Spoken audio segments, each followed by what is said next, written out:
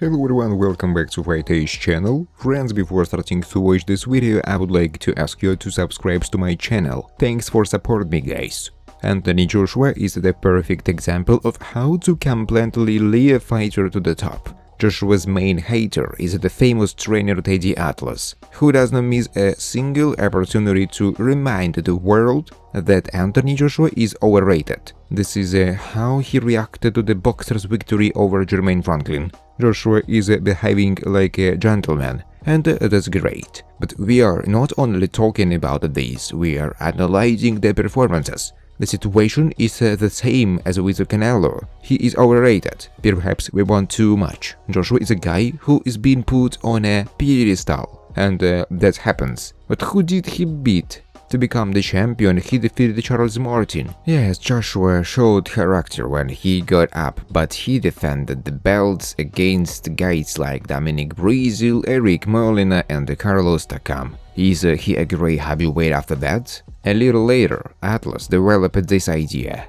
British fans love losers for some reason. Joshua knows how to fill the holes and brings a lot of money. But with all due respect, who was he beating? Knocked out Charles Martin, who was never on the list of greats. Another big problem for Joshua is his non-champion character. Worries about defeats are a completely normal human story, but for Anthony it turns into a reflection, and he begins to think about ending his career. Feverishly challenges coaches, and this leads to the fact that he becomes too cautious. Over the past year, he has given up fights with Fury and Wilder, but has fought Franklin, Robert Helenius, who fell from Wilder in the first round, and will now face Otto Wallin. Are these cool fighters? Definitely yes. Is Satcher human enough to become one of the best heavyweights in the world again? There are doubts, and these contradictions constantly haunt Joshua. We can definitely consider his career a success, one way or another.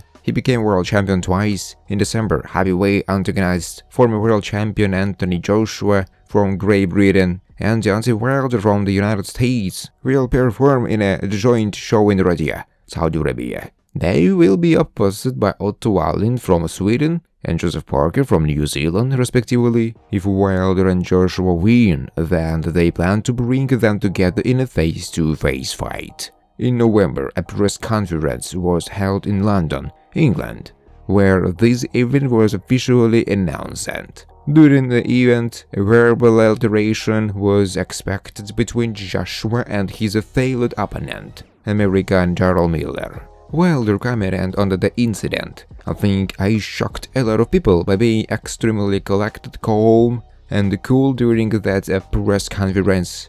But in fact, there is nothing surprising in this. You just saw me as I am in everyday life. Everything has its time and place, and that was the wrong time and place to make some kind of mess with Joshua, doing something in Miller's style. Jarrell Miller stated during the event that there will be no Joshua vs Wilder fight, as Anthony is afraid of Deontay. What should I add? I think that everything has already been said in our history. I can't stand Miller, but he told the truth. I decided that what I had said was enough. Apparently, there is a wild queue of fighters lining up for Joshua right now, who have something to say to him. Apparently, he lost the respect of his colleagues. Now anyone can afford to approach him and say to his face everything he thinks about him. It seems to me that it is not easy to come to terms with the fact that there is no formal respect, but this happens after several defeats. Now everyone considers it quite possible.